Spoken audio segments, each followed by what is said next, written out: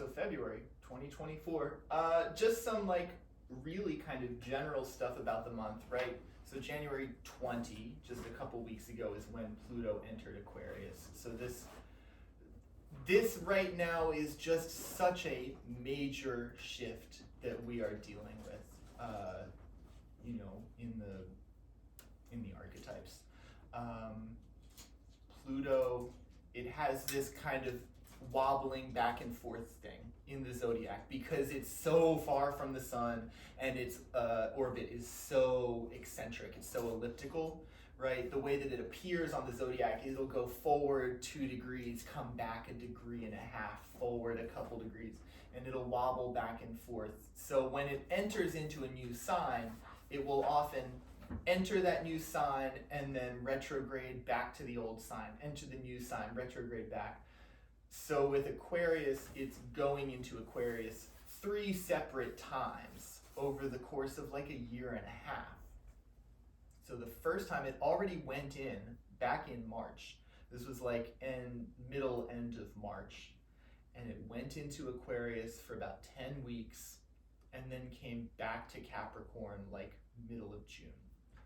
And then it was in Capricorn until January 20, just 1.5 weeks ago, and it came back into Aquarius. And then it's going to be in Aquarius until like first week of September. So now we're talking about a pretty significant span of time. It's going to retrograde back to Capricorn for about 10 weeks. And then middle end of November, it will enter Aquarius for the 3rd and final time. Then it stays in Aquarius for 19 years. Jeez.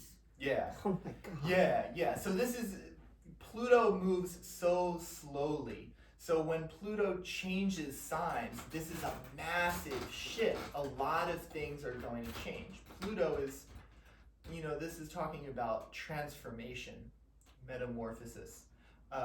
Pluto is like this kind of deep primal quality, and when it moves into a sign, it really kind of like, it brings a lot of stuff up out of the depths. Pluto is really talking about the depths, the shadow. It's talking about kind of getting to the bottom of things. It can be talking about like an investigative kind of quality, and it can also be talking about just like the shadow side, the sort of like dark, unexpressed side of things, and pulling that to the forefront. And there's an aspect of kind of like facing your fears with Pluto. Yeah, it's a very intense kind of energy. It entered Capricorn in 2008, right? So 2008 was also, there was an alignment of Saturn and Uranus. But if you look at 2008, that's when the financial crash was. This was a huge shift. Capricorn has to do with structures of society, institutions. It has to do... Did you say it was Saturn and Uranus were conjunct then, at the same time? No, they were in opposition at that time. Yeah, we had Uranus in Pisces, Saturn in Virgo, 2008. Yeah, so that alignment, right, kind of supported something major to happen. It wasn't just Pluto changing signs, but you can look at the types of things that were happening at that time.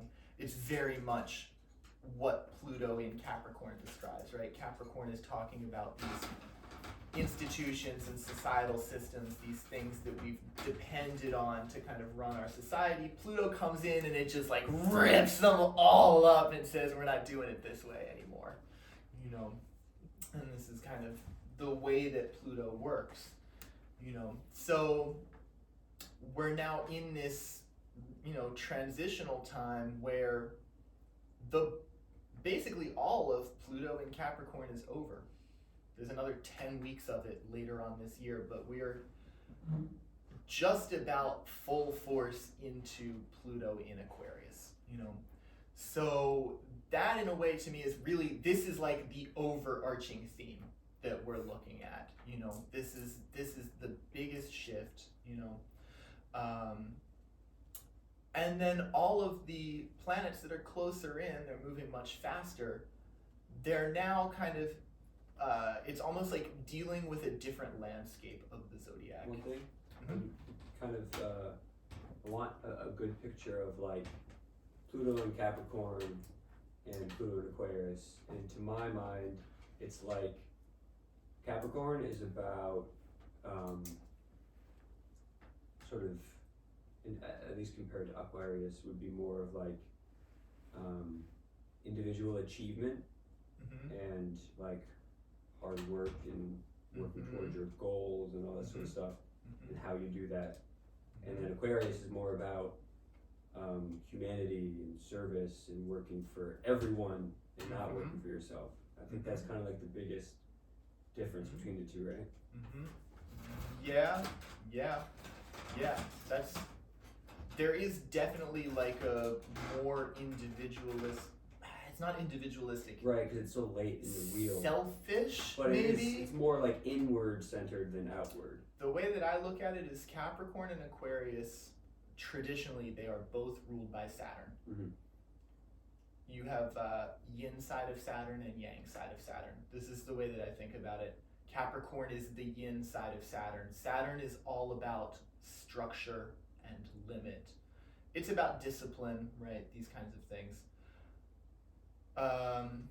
Structure is kind of the most major one when it comes to these signs. So Capricorn, yin side, having to do with the past, having to do with structures as they have already been created, upholding structures, doing things the way that they've always been done. This is the way the world works, kid. Get over it. Just fulfill your role in society. This is very much the feeling of Capricorn. Whereas Aquarius, yang side of Saturn. So this is structure going forward. How can we create new structures that are, more egalitarian, more democratic, more horizontal in power structure? How can we, even more simply, how can we create structures that work better for this time now?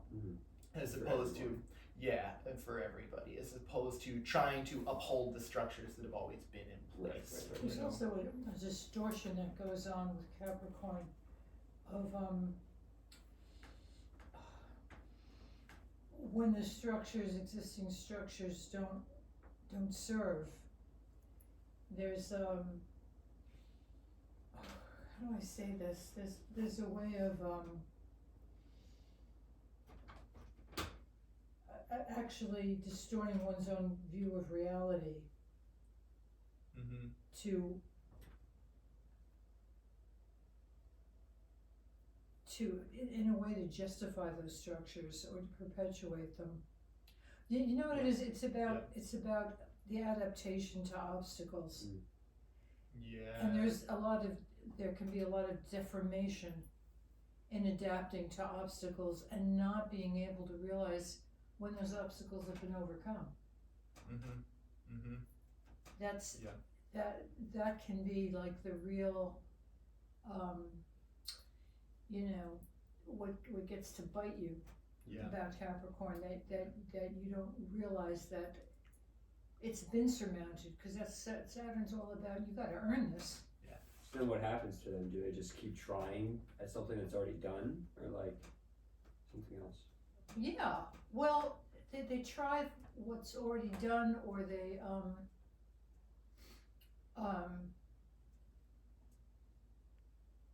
attach, well, let's see. Let me think about how to talk about that, okay? But there's so much, it's like, I can give one example. A long time ago, I injured my eye slightly, and I had to wear a patch over it to protect it from light while it healed. And I got so adapted to not using that eye that when it was time for it was healed. The patch had to come off. The time to change back. I had to let, readjust to looking at light, but it was so painful. That I thought my eye wasn't healed. And so I kept the patch on. And I mean, my doctor finally had to say, no, it's done. You know, you have to take the pouch off. You have to cope with the discomfort of that again. So there's that mistaken view that when something has been completed, the obstacle's been overcome, but it doesn't feel like it. Right, because it still hurts. Because you've distorted yourself to accommodate to that. Yep. And then to the whole process of untwisting yourself to a more positive reality becomes the new obstacle.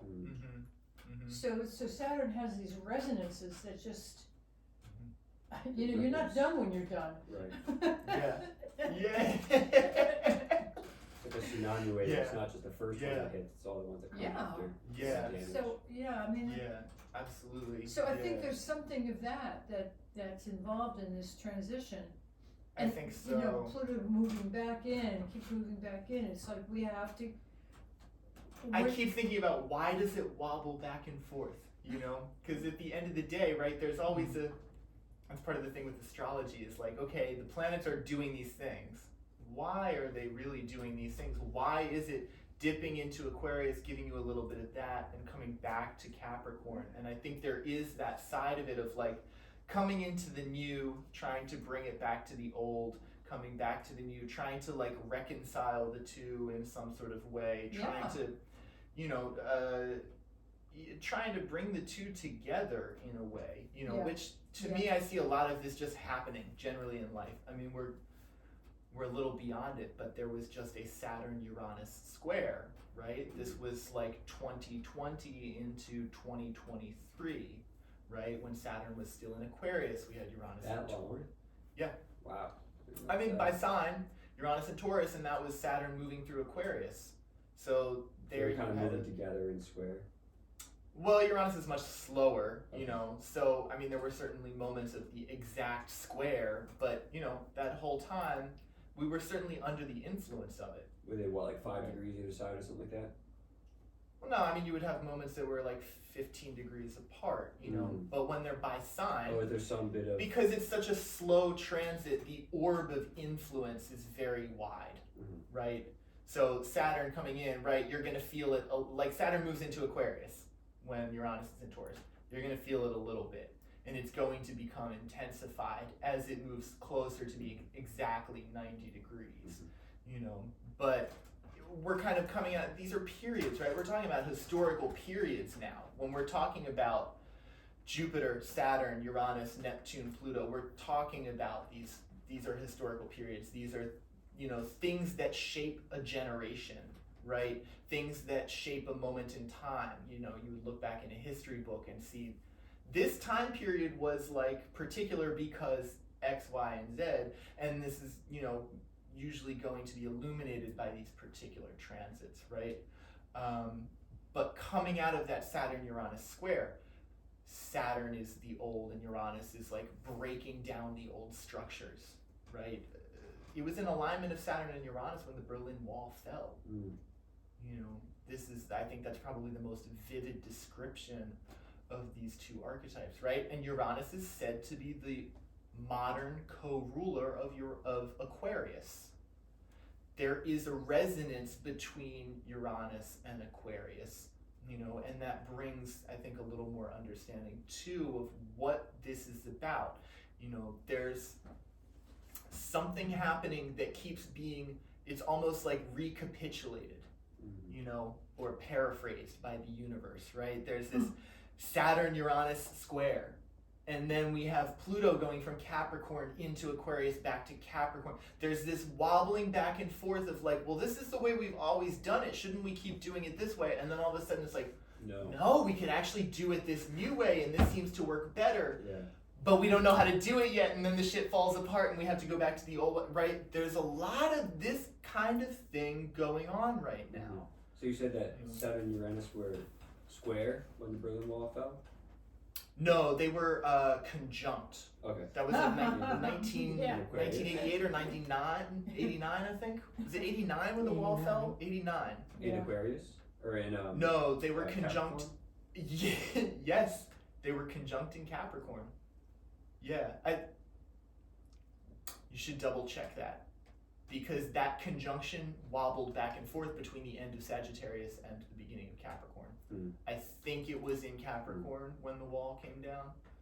That would make sense to me. But there's a little more to these.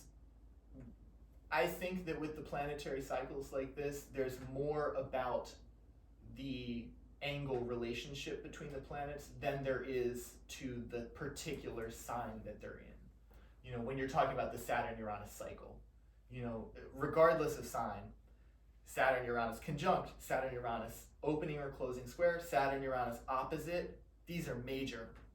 Any sign, they're going to be a major influence, you know. And then the sign just colors it a little bit. Yeah, I Yeah, think Capricorn. so. Yeah. Oh wait. Yeah. Yeah, I think so. Sorry, I spoke a little bit too soon. I'm not bothered. Yeah. Yeah. So, you know, and I think this is a lot of what's going on with the Pluto and Aquarius thing. And there's a side to Aquarius too that is like, Aquarius is, right, it's new structures, and new structures, especially now, technology. You know, these are the newest of new structures.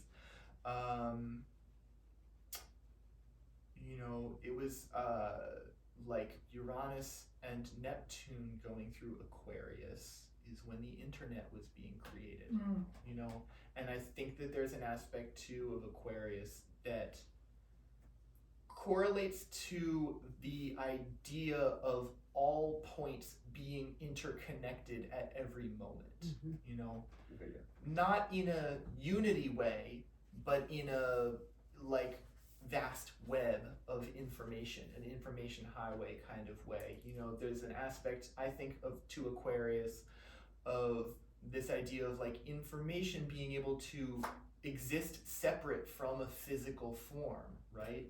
For so long, it was humans with memory having to write things down, having to tell stories, right? You had to have books, all of these kind of, you had to go out and see other people to learn new things. Even books are Aquarian. That is like the first. They are for their time, but I don't think Yeah. the books are Aquarian anymore. I think the books No. are more Capricornian now Yeah, because it's the totally. way it's already been, Mhm. you know, like audiobooks and social media and, you know, being able to download free PDFs of like, you know, Yeah. any book that you want. This is much more Aquarian now because this is kind of the new way of doing it. You know, this is this new technological side. This has that interconnectivity Yeah. kind of aspect. Yeah, and like in VR, seeing things in 3 dimensions now instead of just on one dimension on the screen. Exactly. Projections. Exactly.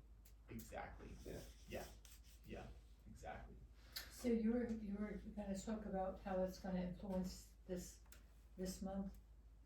Yeah, I mean this is just like kind of general observations for the month. This is such a huge overarching theme. So it's, you know, I think everything that's said through the transits always has to be taken in relationship to the fact that there's this huge change taking place, you know, that it just went into Aquarius.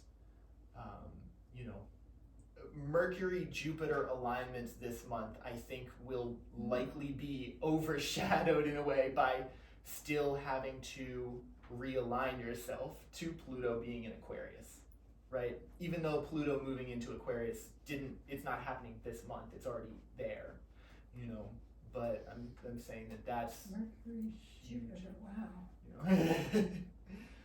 That's just a huge thing happening. It is huge. Mercury and Jupiter are going conjunct.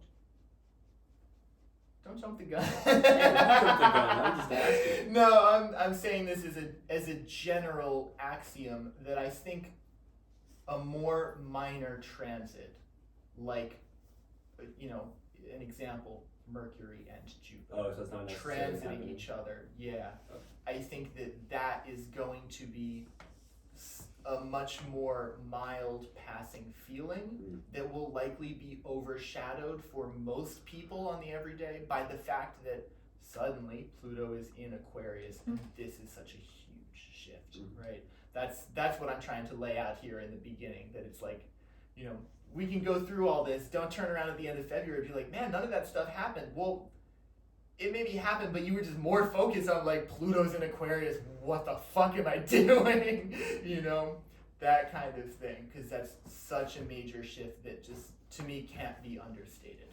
You know, so, you know, a couple of other just general observations in the month. All of the planets are clustered up from about the middle of Capricorn through 19 degrees of Taurus, which is where Uranus is. Other than the moon, which obviously is transiting the entire zodiac, all of the other planets are, you know, within about 120 degrees. So this is 1/3 of the zodiac. They're very much focused into 1/3 the portion. This is not particularly common. No. You know, this is. So that's the quadrant thing, right? You have your east and west hemispheres, so everything is in the west hemisphere, right? Everything is on this side. Well, because the hemisphere is based on the diurnal rotation of the Earth. So what, this is the south and this is the pole. So what is east and west again? East. When you look at your birth chart, it's as if you are looking out south into the sky. So east is on the left side and west is on the right side. But that's based on the diurnal rotation of the Earth. So that's going to continually shift over the course of the day. It's constantly rotating, right? So looking at this, looking at the transits for the month, I'm not taking into account the diurnal rotation of the Earth, right? So I'm looking at, this is within the zodiac, the planets moving across the ecliptic. Okay. You know, they're only occupying 1/3 of the ecliptic, you know. So they're clustered up in these signs: Capricorn, Aquarius, Pisces. Nothing is even in Aries, and then Taurus. You know, and this is, so these are the archetypes that we are really, really focused on at this time. You know.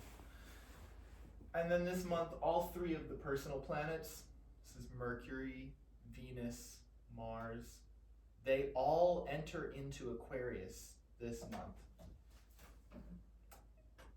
This is common enough, but it means that what's happening is we're getting the first meeting of these personal planets with Pluto in Aquarius. Very cool. Right. Right? That was fun. Right?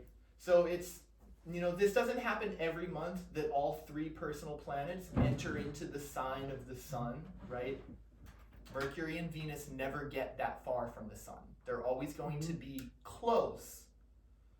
Mars is totally independent of the sun, you know, so Mars could be anywhere.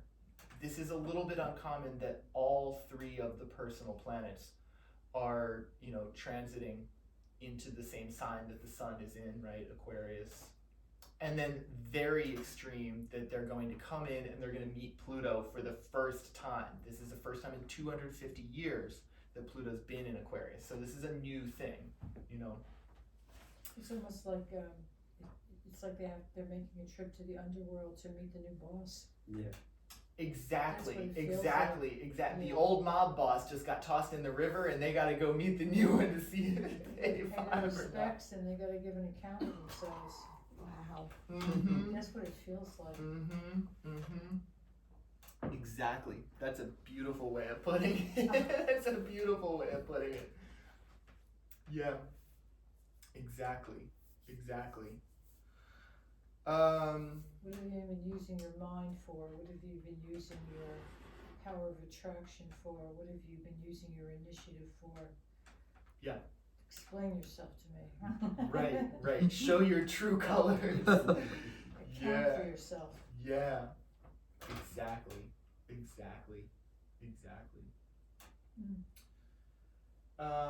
So I'm gonna read through just all of the aspects that are happening this month. I'll just read through them in order, you know, so maybe it gives you a sense of, you know, what's happening, when things are moving, and then we'll go back and look at each one with a little more depth. So the first thing happening is February 2nd. Mercury at 25 degrees Capricorn is going to sextile Neptune at 25 degrees Pisces. You know, Neptune is slow. Neptune is at 25 Pisces the whole month. You know. And then February 5th at 12:10 a.m., this is all in New York City time, Mercury is going to enter into Aquarius, and then later on that day, we have Mercury at 0 Aquarius, exactly conjunct Pluto in Aquarius. And then February 7th, Venus at 19 degrees Capricorn is trine Uranus at 19 degrees Taurus. Again, Uranus, another slow one. It's 19 degrees Taurus the whole month. And at that same time, the moon is going to be conjoined with Venus, so it'll intensify that a little bit. And also on that day, we have Mars at 25 degrees Capricorn, making a sextile to Neptune in Pisces. And then on February 9th at 5:57 p.m., we get the first lunation of the month. This is a new moon at 20 degrees Aquarius. It's forming a square to Uranus at 19 degrees Taurus. And then later on that day, we also have Mercury at 7 degrees Aquarius forming a semi-sextile. So this is 30 degrees to Saturn at 7 degrees Pisces. February 10, Mercury at 8 degrees Aquarius is squaring Jupiter at 8 degrees Taurus. February 13 at 1:04 a.m., this is when Mars enters into Aquarius. And it's not until the following day that Mars actually makes the exact conjunction to Pluto, even though Pluto's still in the first, that 0 degrees Aquarius. And also on February 13, we have Venus at 26 Capricorn forming a sextile to Neptune in Pisces. And on February 16 at 11:04 a.m., this is when Venus enters into Aquarius, right? So we've had Mercury first entering, Mars second entering, and then in the middle of the month, on the 16th, the last is Venus entering Aquarius. And that day we also have Mercury at 19 Aquarius forming a square to Uranus in Taurus. February 17 is the day that Venus makes its exact conjunction to Pluto at 0 degrees of Aquarius. February 18 at 11:12 p.m., the Sun enters Pisces. This is the beginning of Pisces season.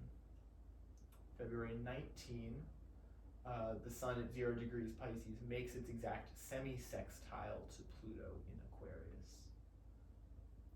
February 21, Mercury at 26 Aquarius, semi-sextiles Neptune in Pisces. February 23, Venus at 9 Aquarius, semi-sextiles Saturn in Pisces. And also on the 23rd of February, Mercury ingresses into Pisces.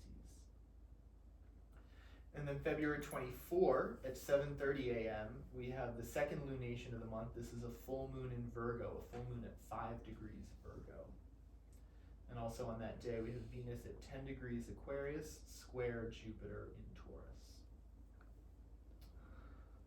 February 25th, Mars at 9 degrees Aquarius makes a semi-sextile to Saturn in Pisces. February 27, Mars at 10 degrees Aquarius forms a square to Jupiter in Taurus. February 28th, we have a triple conjunction of the Sun, Mercury, and Saturn at 9 degrees Pisces. A little pile Oh, that's strange. Yeah, I know. Can you say that one again? Yeah, that's February 28th, the Sun, Mercury, and Saturn all conjunct at 9 degrees Pisces.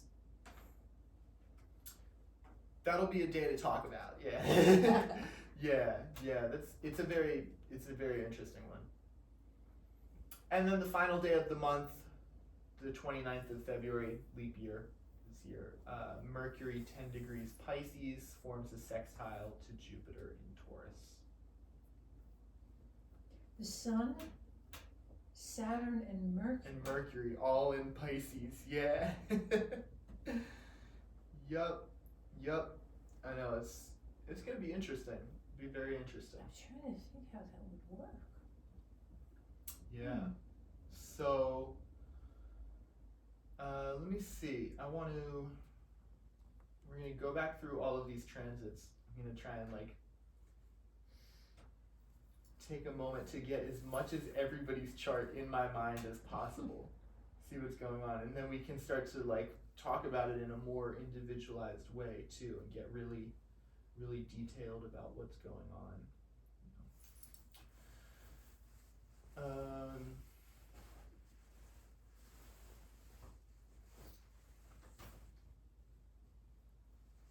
Yeah.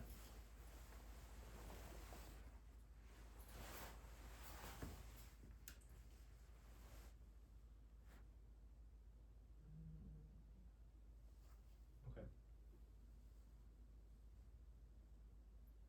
Yeah. So, all right, February 2nd, this is Mercury at 25 degrees Capricorn, sextiling Neptune at 25 degrees Pisces. Mercury in Capricorn is all about slow, grounded thought, right? Capricorn, when it comes to Mercury, Capricorn is very much the mountain goat that just takes one step after the other to climb the mountain. Mercury is about the left brain. It's about logic. It's about analysis, thinking, being organized, being able to take in new information. In Capricorn, it's very slow, it's very grounded, it's very methodical. Mercury usually likes to move very quickly. In Capricorn, it's very slow. So when it's forming a sextile to Neptune in Pisces, because Neptune is all about like divine inspiration, really. And the sextile, this is a 60-degree angle between the two. A sextile offers an opportunity. You know, it doesn't really force an action or anything like this, but it offers an opportunity for that, you know, very grounded, slow, methodical Mercury thought function to be a little more inspired, to just be a little more like kind of open to inspiration, a little more fantastical, maybe a little less like kind of grimly practical. Less of an engineer. A little less of an engineer and a little more of an architect, you know. There you go. Yeah. February 5th, 12:10 a.m., so middle of the night, you know, we'll all be either going to bed feeling it or wake up in the morning. Mercury is entering Aquarius. So they don't waste no time out here. So Mercury in Aquarius, generally, Mercury works really well in Aquarius because Aquarius is electric. It's, you know, it has that thing of, again, to me, one of the strongest images with Aquarius is like the internet. And if you just think about like a literal spider web with electrical impulses or a neuron network or something like that, Mercury loves to move quickly. It loves to be here, it loves to be there, move around.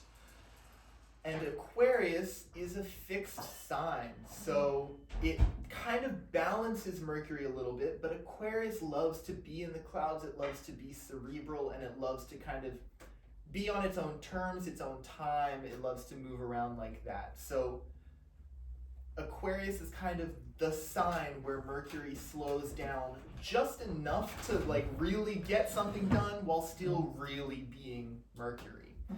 As opposed to, you know, Mercury and Taurus where it's just like head shoved in the mud. You know, and this kind of thing. So generally, right, Mercury is working very well in Aquarius. It's brilliant. It's brilliant, it's a little unconventional, you know, it just can have these like genius ideas. And then so it's gonna enter at, you know, around midnight on February 5th, and then later on in that day we're going to get the exact conjunction of Mercury to Pluto at 0 degrees Aquarius.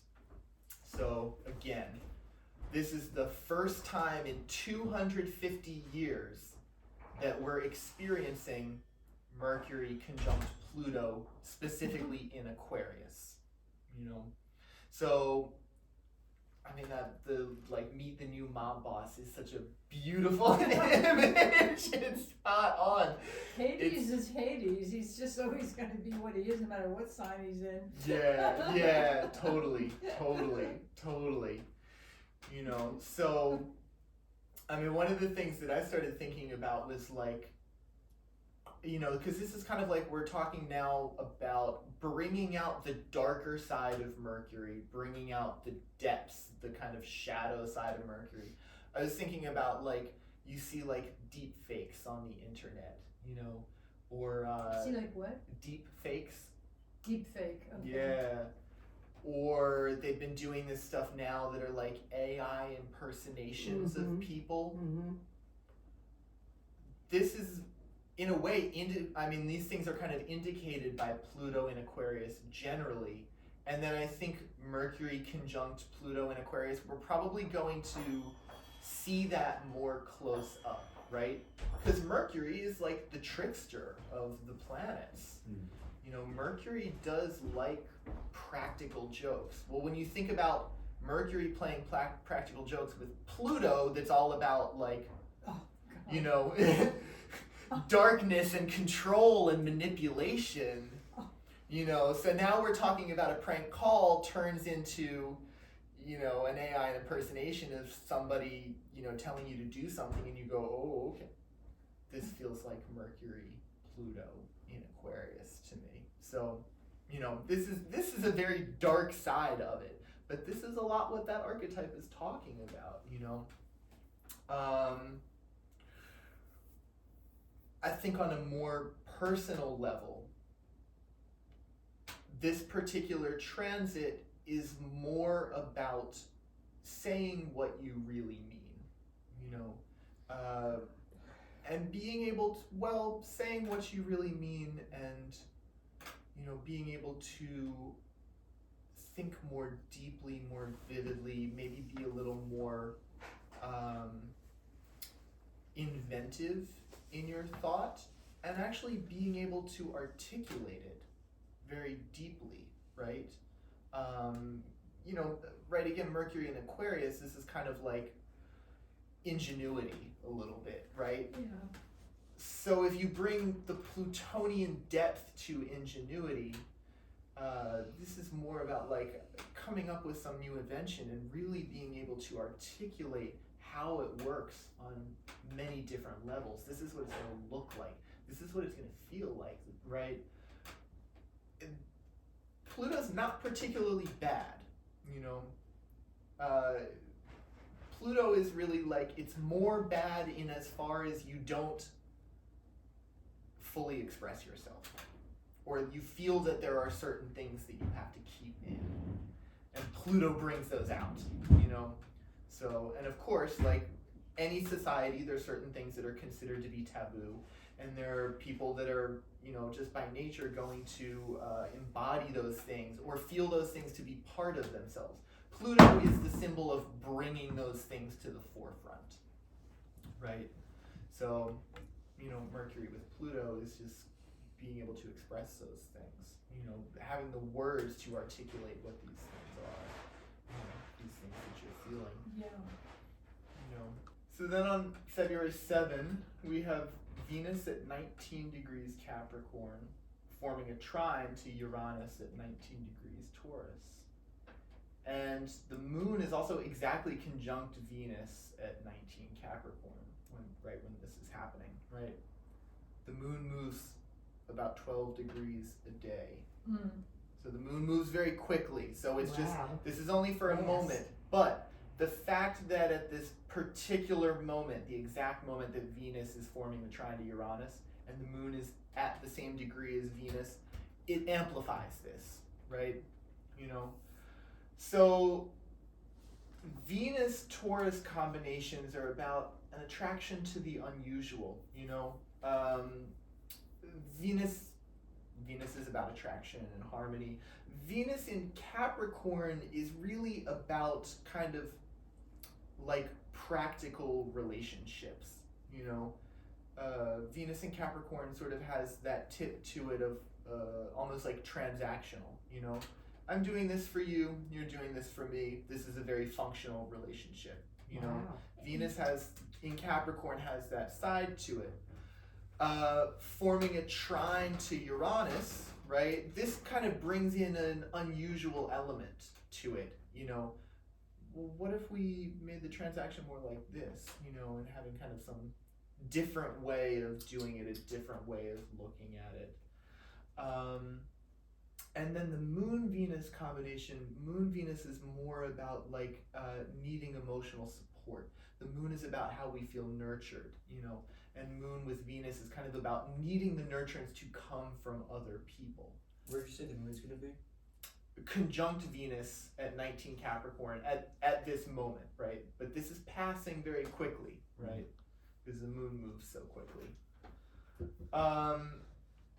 So this particular configuration is a little bit about like feeling like you need some emotional support and then getting it in a very unexpected, unusual kind of way, right? You said they're gonna be in Taurus or Capricorn?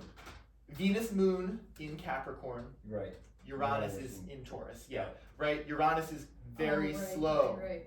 Uranus is Taurus. Uranus is in a sign for 7 years, right? And it's at 19 Taurus for It's like the the aspect, whole yeah, month. that Yeah.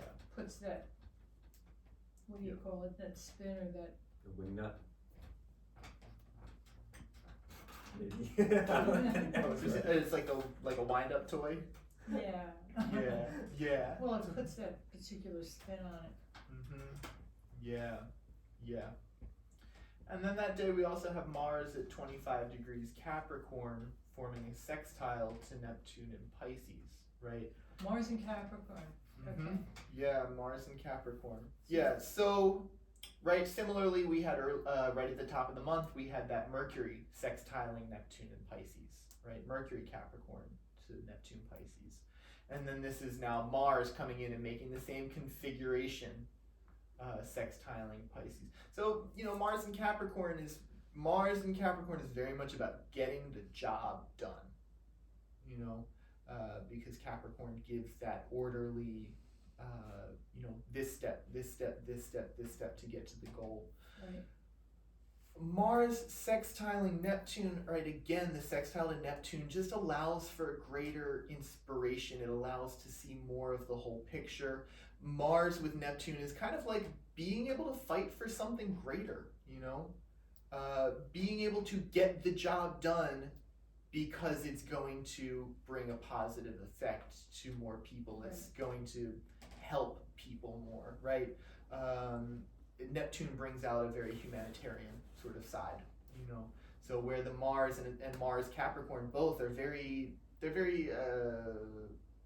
individual. They're more focused on self and self-achievement, self-expression, right? Mars, expression of the self.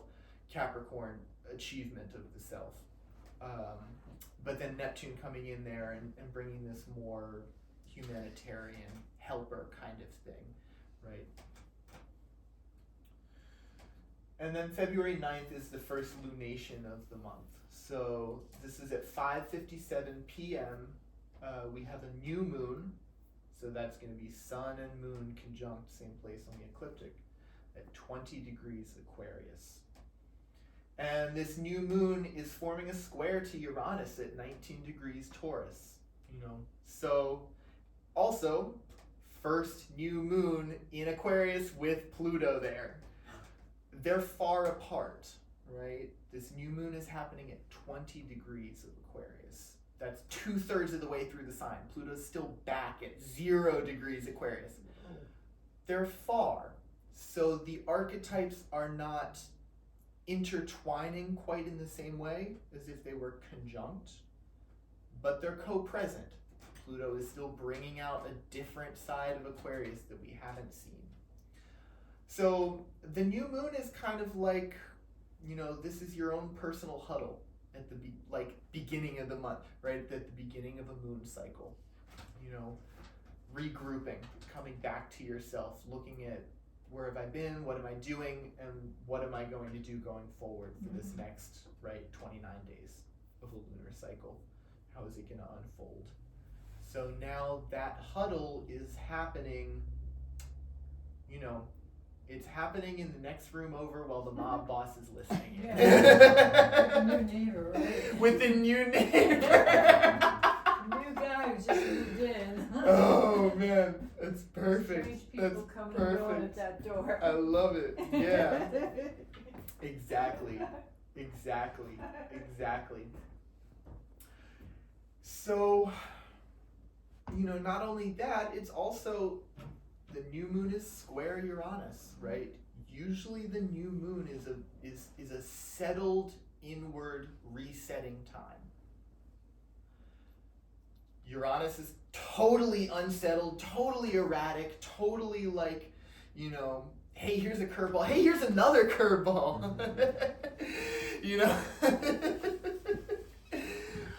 So having a new moon that's squaring Uranus, there's likely going to be a very unsettled electric energy around this, right? That inward huddle with yourself is probably going to have a certain jitteriness. I need to move. I'm not in the right spot, maybe. I need to do something else. I need to go somewhere else,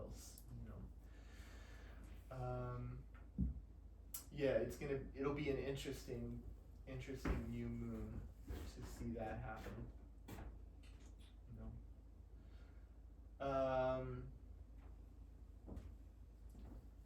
February 10, we have Mercury at 8 degrees Aquarius squaring Jupiter and Taurus. So, Mercury's now in Aquarius. It's more cerebral, and it moves faster than Jupiter and Taurus. Jupiter Taurus is much more grounded. Jupiter's about expansion, seeing the whole, and in Taurus it's very much about the earth, the land where you live, your surroundings, your immediate physical surroundings, Mercury-Jupiter combinations can give you this thing of being able to see the details and see the whole all at once. There can also be a side of it of getting too caught up in one thing. Mercury in Aquarius is going to move faster than Jupiter in Taurus, so I think it's probably more likely to get caught up in the details than to only be seeing the whole picture and miss the details.